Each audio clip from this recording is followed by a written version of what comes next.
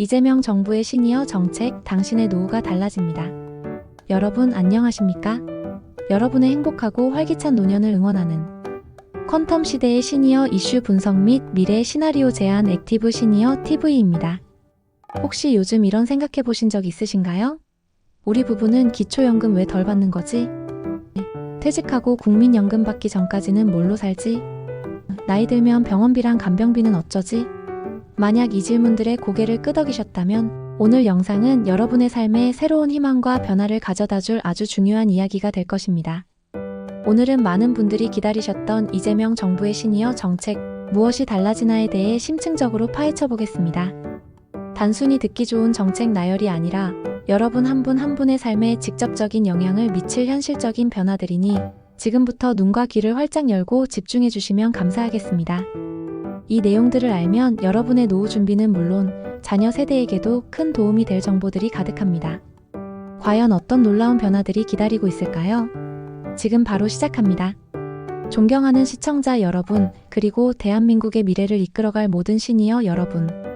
우리는 지금 인구 구조의 거대한 변화 속에서 초고령 사회로 빠르게 진입하고 있습니다.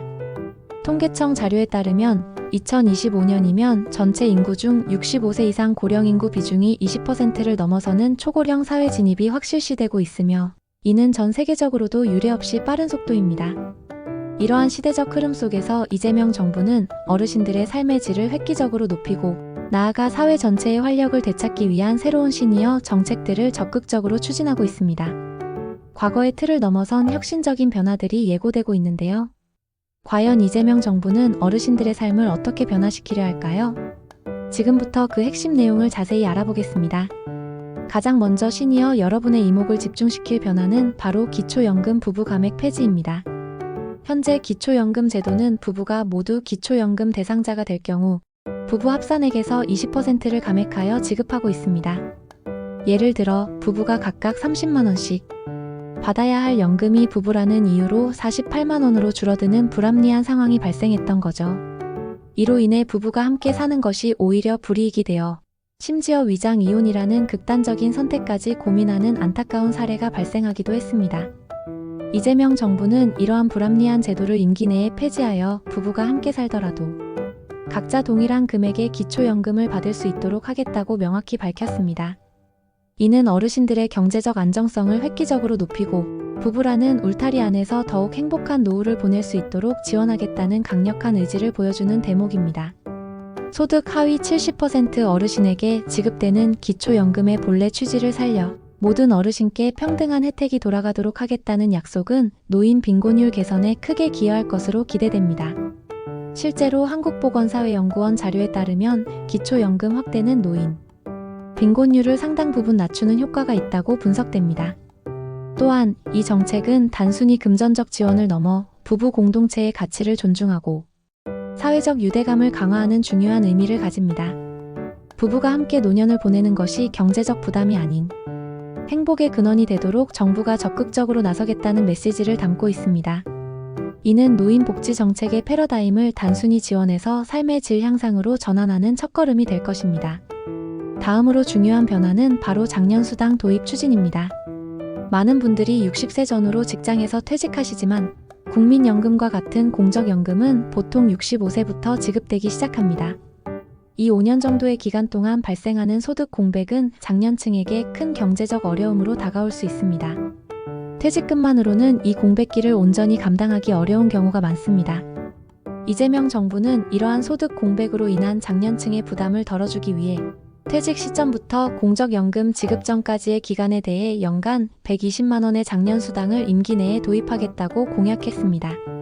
이는 단순히 일회성 지원이 아니라 인생의 중요한 전환점에서 어르신들이 재정적인 어려움 없이 새로운 삶을 준비할 수 있도록 돕는 사회 안전망 역할을 할 것입니다. 소득 공백기 불안감을 해소하고 더 나아가 재취업이나 새로운 도전을 위한 든든한 발판을 마련하는 데 크게 기여할 것으로 보입니다.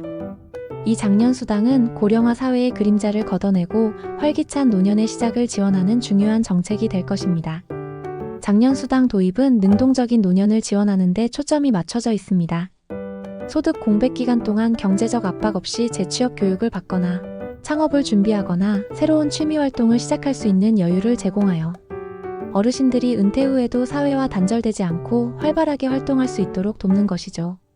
이는 장기적으로 국가 경제에도 긍정적인 영향을 미쳐 고령 인구의 생산성 저하를 방지하고 잠재적 노동력을 활용하는 데 기여할 것으로 기대됩니다. 초고령 사회에서 가장 중요한 과제 중 하나는 바로 돌봄입니다. 이재명 정부는 어르신 돌봄 국가 책임제를 핵심으로 내세우며 돌봄의 사각지대를 없애고 체계적인 의료 및 요양 서비스를 제공하겠다고 밝혔습니다.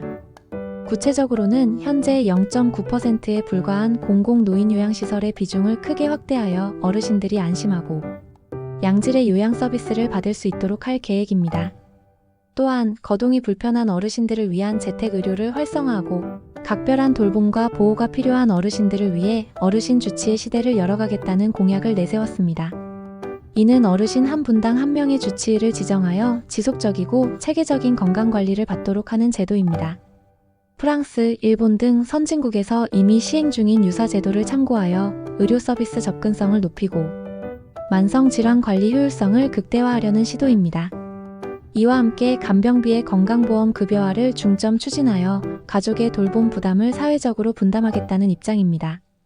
이는 고령화로 인해 급증하는 간병비 문제로 고통받는 많은 가구에 실질적인 도움이 될 것으로 기대됩니다.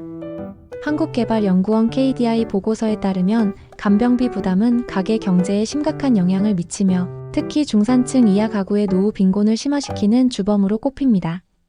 정부는 5대 돌봄 국가 책임제를 통해 전국 단위의 통합 돌봄 시스템을 정착시키고 어르신들이 어디서든 필요한 돌봄 서비스를 받을 수 있도록 할 방침입니다.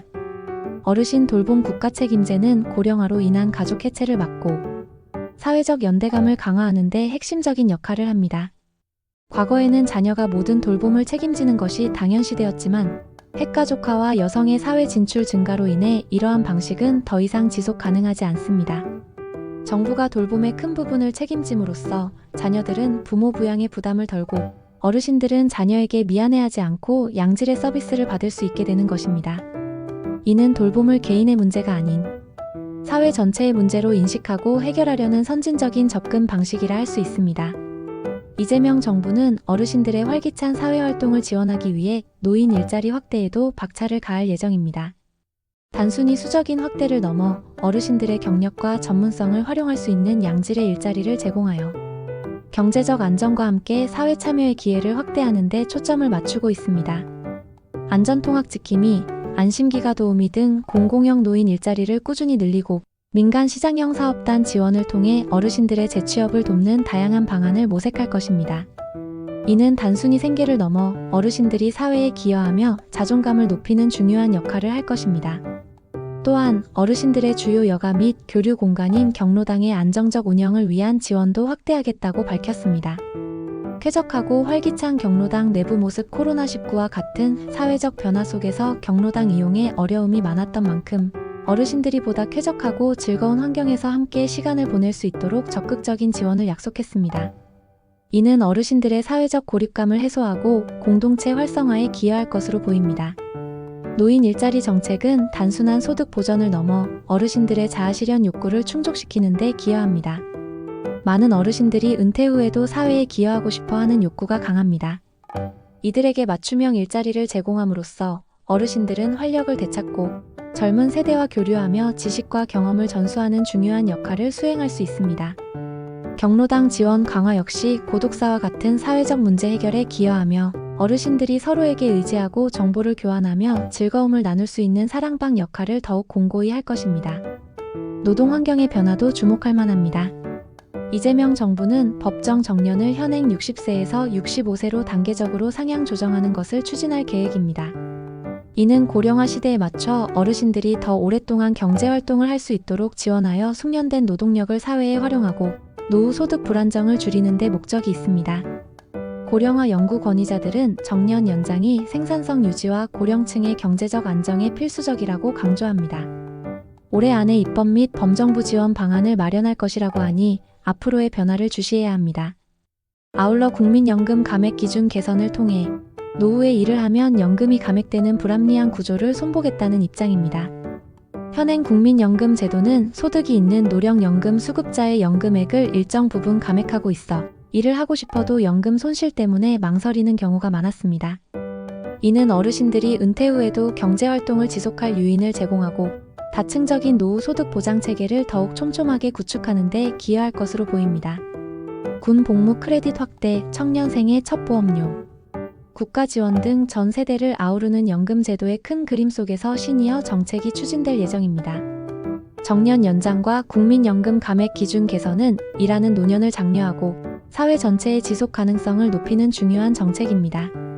평균 수명이 늘어나고 건강 수명 또한 길어지는 시대에 60세에 은퇴하는 것은 국가 경제적 손실은 물론 개인에게도 삶의 활력을 잃게 할 수 있습니다. 이 정책들은 숙련된 인력의 사회 기여를 연장하고 청년 세대의 연금 부담을 완화하는 긍정적인 효과를 가져올 것입니다. 생애 주기별 맞춤형 연금 지원이라는 큰 틀 안에서 어르신들이 은퇴 후에도 안정적으로 생활할 수 있도록 다각적인 노력이 이루어질 것입니다. 어르신들의 노후 자산을 안전하게 보호하는 것도 중요한 과제입니다. 이재명 정부는 공공신탁제도 도입을 통해 어르신들이 재산을 안전하게 관리하고 상속 문제 등으로 인한 분쟁을 예방할 수 있도록 돕겠다고 밝혔습니다. 이미 일본 등 선진국에서 시행되고 있는 이 제도는 어르신들이 본인의 재산을 공적기관에 신탁하여 원하는 방식으로 관리하고 후손에게 안전하게 승계할 수 있도록 하는 것입니다. 이는 재산 갈등으로 인한 가족 해체를 막고 어르신들의 정신적, 경제적 안정을 도모하는 데 큰 역할을 할 것으로 기대됩니다. 노년기 자산 관리의 불안감을 해소하고 안정적인 삶을 지원하는 중요한 방안이 될 것입니다. 공공신탁 제도는 금융 범죄로부터 어르신들을 보호하는 데도 효과적입니다. 최근 노년층을 대상으로 한보이스피싱, 사기 등 금융 범죄가 증가하고 있는데 공공신탁을 통해 자산을 관리하면 이러한 위험에서 벗어나 안정적으로 노후를 보낼 수 있습니다. 또한 치매 등 질병으로 인해 의사결정 능력이 저하되었을 때도 미리 설정한 신탁계약에 따라 자산이 안전하게 관리되므로 가족 간의 불필요한 분쟁을 예방하고 어르신 본인의 의사를 존중할 수 있게 됩니다. 이는 안전하고 존엄한 노후를 위한 필수적인 제도적 장치가 될 것입니다. 마지막으로 이재명 정부는 어르신들의 주거 안정에도 심혈을 기울일 예정입니다. 고령자 복지주택을 늘리고 은퇴자들이 모여 살 수 있는 대규모 거주시설도 마련할 계획입니다. 이는 어르신들이 연령에 맞춰 편리하고 안전하게 생활할 수 있는 주거 환경을 제공하여 삶의 만족도를 높이고 필요한 돌봄 서비스와 의료 서비스를 주거지 내에서 쉽게 접근할 수 있도록 돕는 것을 목표로 합니다. 특히 은퇴자들이 공동체 생활을 통해 외로움을 해소하고 상호 교류하며 활기찬 노년 생활을 할 수 있는 환경을 조성하는 데 중점을 둘 것입니다. 단순히 거주 공간을 넘어 사회적 교류의 장을 마련함으로써 어르신들의 삶의 질을 전반적으로 향상시키는 중요한 정책입니다. 이는 고령화 시대에 맞는 새로운 주거 패러다임을 제시하며 노년층의 삶의 질 향상에 크게 기여할 것입니다. 고령자 복지주택과 대규모 거주시설 확대는 세대 간 상생에도 긍정적인 영향을 미칠 수 있습니다. 주거 공간 내에 젊은 세대와 어르신 세대가 함께 거주하며 교류할 수 있는 커뮤니티 공간을 마련하거나 어르신들이 젊은 세대의 육아를 돕고 젊은 세대는 어르신들의 디지털 교육 등을 지원하는 프로그램 등을 연계할 수도 있습니다. 이는 고령층의 삶의 만족도를 높이는 동시에 사회 전체의 통합과 활력을 불어넣는 중요한 기반이 될 것입니다. 정부는 단순한 주택 공급을 넘어 어르신들의 삶의 질을 다각적으로 고려한 통합형 주거 모델을 구축하려 노력할 것입니다. 사랑하는 시청자 여러분, 오늘 우리는 이재명 정부의 시니어 정책 핵심 방향들을 심층적으로 살펴보았습니다. 기초연금 부부 감액 폐지, 장년수당 도입, 어르신 주치의제, 노인 일자리 확대, 정년 연장 추진, 공공신탁제도 도입, 그리고 고령자 복지주택 확대까지. 이 모든 정책들은 어르신들의 경제적 안정과 건강, 그리고 사회 참여를 전방위적으로 지원하여 대한민국 어르신들이 빈곤과 외로움이 아닌 활력과 존엄 속에 살아가도록 하겠다는 정부의 강력한 의지를 보여줍니다. 물론 이러한 정책들이 순조롭게 시행되기 위해서는 충분한 재원 마련과 사회적 합의가 필수적입니다. 하지만 이재명 정부는 어르신들의 헌신과 노력이 있었기에 지금의 대한민국이 존재한다는 인식을 바탕으로 어르신들의 건강하고 행복한 노후를 국가가 책임지겠다는 약속을 지키기 위해 끊임없이 노력할 것입니다. 구독과 좋아요, 알림 설정은 액티브 시니어 TV에 큰 힘이 됩니다. 잊지 말고 꼭 눌러주세요. 감사합니다.